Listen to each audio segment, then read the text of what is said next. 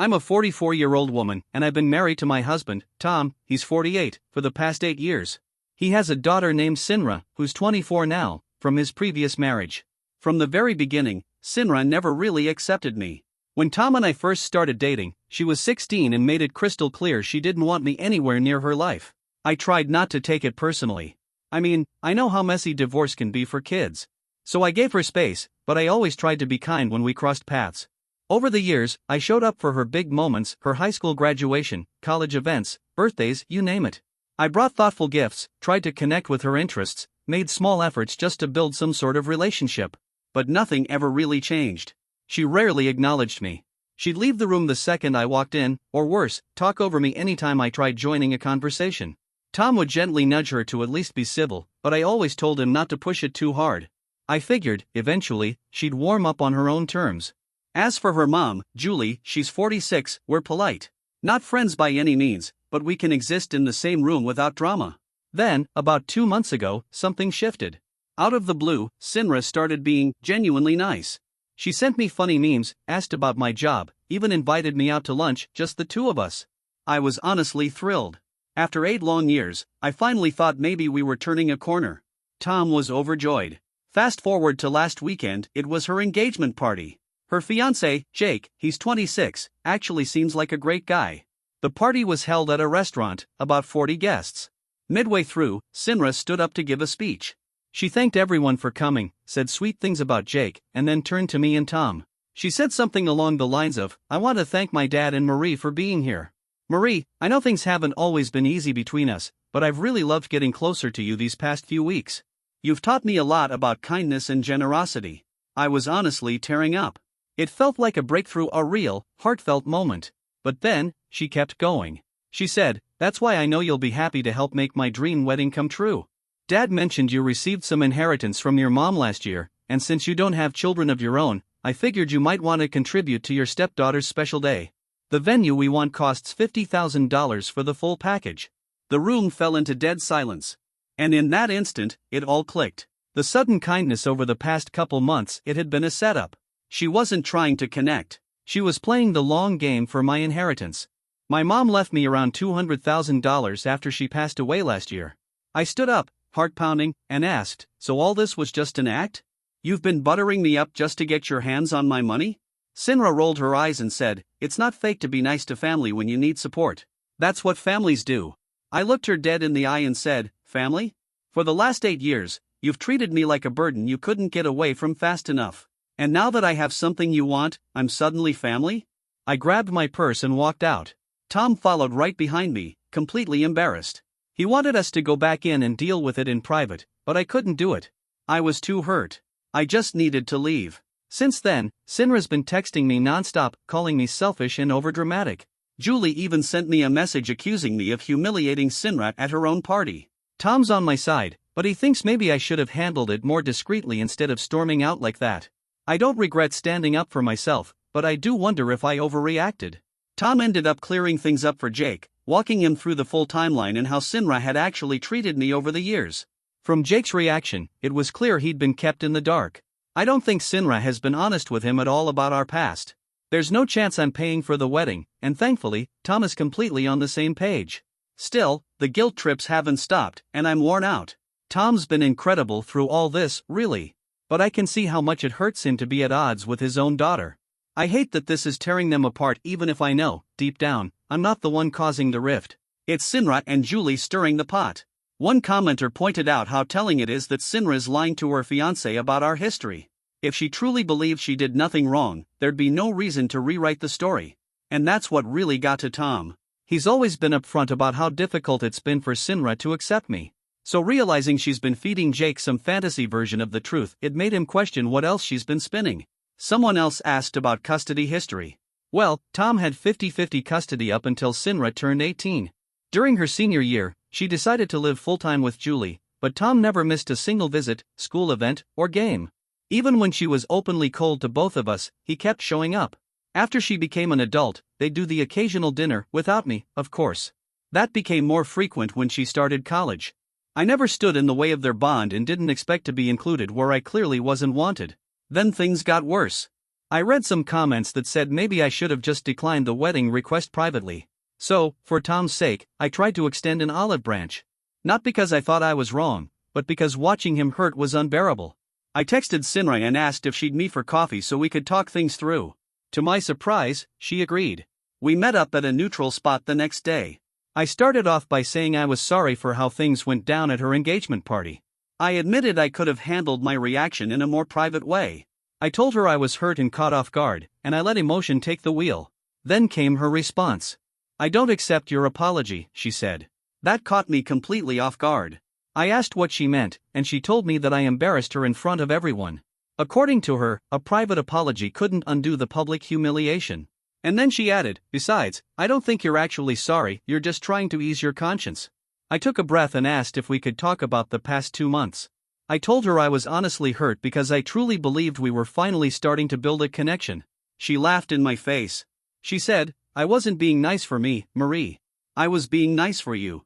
Dad kept saying how much it hurt you that we weren't close, so I figured if I acted friendly, you'd feel included and maybe want to help with the wedding. It was supposed to be a win-win, you'd feel like family, and I'd get support for my special day." She made it sound like she was doing me a favor. I told her how manipulative that sounded. Her response? "It's not manipulation, it's consideration. I was thinking about your feelings by being nice to you.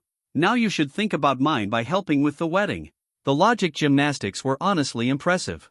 I told her real relationships aren't built on that kind of tit-for-tat thinking. She called me naive and said all relationships involve give and take. Then she dropped the bomb. She told me she wanted a public apology. Either at a family dinner with Julie present, or on social media where all her friends could see it. I'd have to say that I overreacted and misunderstood her intentions. If I did that, she might consider inviting me to the wedding. If not, I'd be excluded entirely. I told her I needed time to think and left. When I got home and told Tom what she'd said, he was furious. He called her right away and told her flat out she was being manipulative and cruel. Her reaction? She cried and accused him of choosing me over his own daughter. She warned him he'd regret it when she had children and kept him out of their lives. Tom told her he loved her, but he wouldn't enable this behavior. She hung up on him. Within the hour, Julie texted Tom, calling him a pathetic excuse for a father. She even said he'd die alone with his gold digger wife. For the record, I make good money. I've never needed Tom's financial help. The irony of being called a gold digger while refusing to hand over cash for someone else's luxury wedding isn't lost on me. Later that night, Tom's parents called. Apparently, Sinra had been crying to them too, saying we were excluding her and refusing to support her marriage. Thankfully, they were reasonable. We explained what had really happened, and they sided with us. Tom's mom even said, "I love Sinra, but she's acting like a spoiled brat." Jake also texted Tom, asking if there was any way to fix things. He said Sinra was devastated and it was taking a toll on their relationship. Tom calmly explained the whole story again and suggested Jake talk to her directly about her expectations. "I'm not issuing a public apology for calling out manipulation. Tom stands behind me, but I can tell he's heartbroken." He went for a long walk that night and came back with red, swollen eyes. Watching him silently grieve the disconnect with his daughter, it's gut-wrenching. I hate that this is where we are. I didn't ask for this drama, but I'm not going to reward bad behavior either. Tom keeps telling me he's proud I stood my ground, but I see what it's costing him. One commenter asked if Jake had shared how he's feeling through all this. From what we can tell, he seems uncomfortable but is trying to stay neutral. Tom thinks Jake's starting to see a side of Sinra that he hadn't before. He asked Tom a lot of questions about her past behavior toward me, and Tom gave honest answers without being harsh. Jake didn't say much afterward, but he looked disturbed. Another commenter mentioned how that threat about grandkids was classic manipulation, using hypothetical children as leverage. That comment really rattled Tom. He's always dreamed of being a grandpa. The fact that she's already dangling future kids like weapons shows just how twisted this is. We started documenting everything, just in case this spirals into something legal down the line. Now, here's where it took an even darker turn. About a week after our coffee shop talk, things went quiet. No calls. No texts. Tom kept staring at his phone, hoping Sinra would reach out with something meaningful. Eventually, she did, but not to reconcile. Instead, she started sending passive-aggressive messages trashing me. Stuff like, "Remember when Marie wore white to my graduation party?" So disrespectful, and she never even tried to connect with me. I always felt like a stranger in my own dad's house. To clarify, I wore a cream-colored sundress to an outdoor graduation party where half the guests were dressed in white or beige because it was 95 degrees outside. And I absolutely tried to connect with her back then. I offered to take her shopping, to the movies, asked about her interests. She shut every door I tried to open. I never made her feel unwelcome. I just respected the boundaries she clearly wanted. Tom didn't respond to those texts at first, hoping she'd cool down. But they kept coming. Each one nastier than the last. The final straw? She wrote, "Marie probably can't even have kids. That's why she's so bitter and jealous of me. You'll regret picking her over me when you're old and she dumps you for someone richer." That was the last message she sent Tom, and it broke something in him. He called Sinra right after, and from what he told me, he didn't hold back. He told her straight, "I'm not choosing Marie over you. I'm choosing decency. I'm choosing respect. You're still my daughter, and I love you, but I don't like the person you've become. Marie has shown you nothing but kindness for 8 years while you treated her like a nuisance. Now you're spreading lies and trying to destroy what I have with her. This isn't who I raised." Apparently, Sinra exploded. She screamed that I'd brainwashed him. Said Julie had warned her about me, though, conveniently, she never explained what that meant. She ended the call by telling Tom he was dead to her, and that when she has kids, they'll never even hear his name. He hung up, came into our room, and just sat there staring blankly at the wall. I found him like that, completely hollowed out. When I sat next to him, he collapsed into me and sobbed. This is a 48-year-old man who rarely even gets teary-eyed, and now he was crying like a child. And if you thought it ended there, it didn't. Sinra took her tantrum online. She posted some long, dramatic rant about toxic parents who replace their children with new families. She didn't use names, but anyone who knows us knew exactly who she was talking about. And of course, the post was completely one-sided. No mention of the years she spent ignoring me, no mention of how she tried to publicly extort me for wedding money. Just a glossy version of her being abandoned. After the post went up, Tom's phone blew up. His sister called, confused. Old friends reached out, asking if everything was okay. Sinra had painted him as some kind of heartless father who chose his new wife over his child. It was exhausting. Then came a surprising call, Jake. He told Tom he'd been trying to see things from Sinra's perspective, but her stories didn't line up. 1 minute she claimed I'd always been mean. Then I was cold and distant. Now, suddenly, I'm manipulative and controlling. Jake finally asked Tom, point blank, "Has Marie ever actually done anything to hurt Sinra?" And Tom told him the truth, "No. I haven't. I've gone out of my way to be kind, to include her, to support her, even when she wanted nothing to do with me." Jake went quiet. Then he said he needed time to think. The very next day, all hell broke loose again. Sinra called Tom in another screaming fit.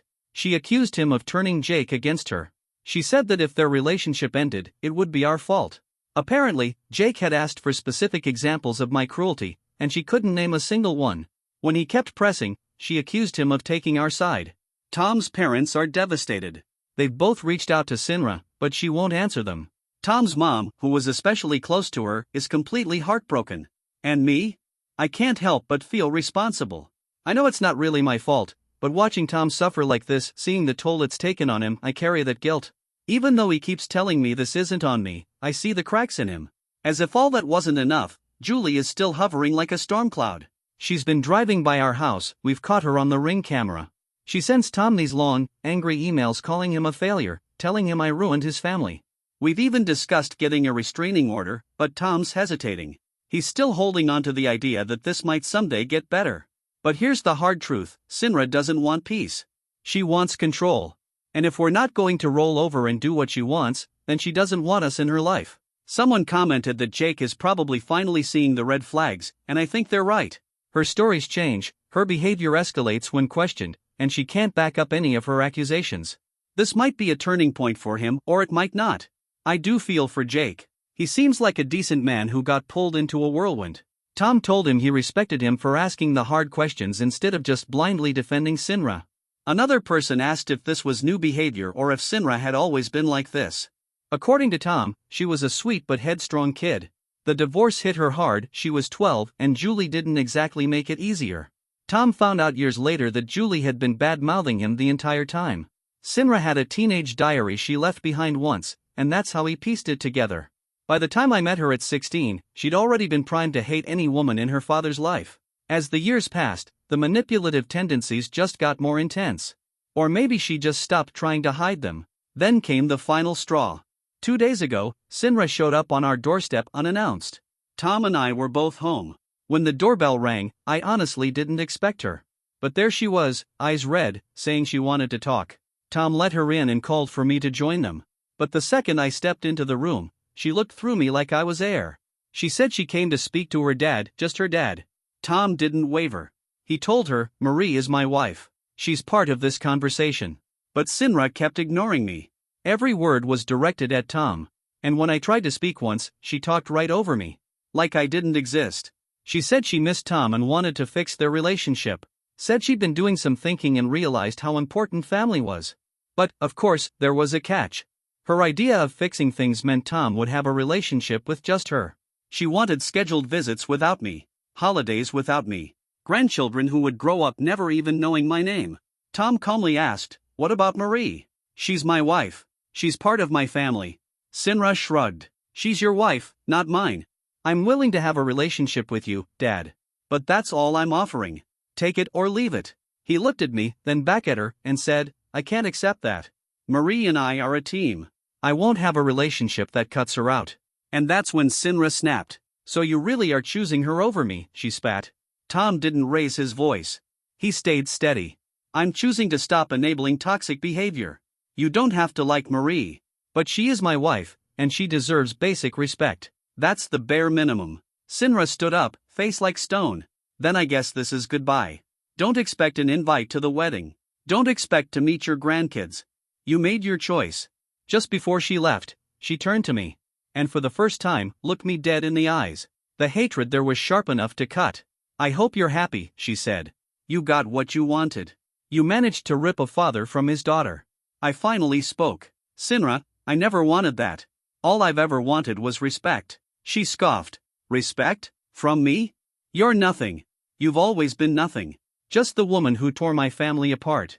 And then she walked out. Tom broke again after she left. He collapsed into my arms, crying. I held him. We sat there in silence for a long time, just grieving the loss of what could have been. He kept whispering, "I'm sorry. I'm so sorry for what she said to you." I told him he didn't need to be sorry. None of this was his fault. As for whether Jake still marries her, I don't know. I don't want to know. This is where it ends for me. I'm done. Thank you to everyone who followed this awful chapter in our lives. Your support has helped more than I can say. Tom and I are choosing peace. We're focusing on the family that loves us and respects us. It's not the ending we hoped for, but it's the one she left us with. And we're moving forward.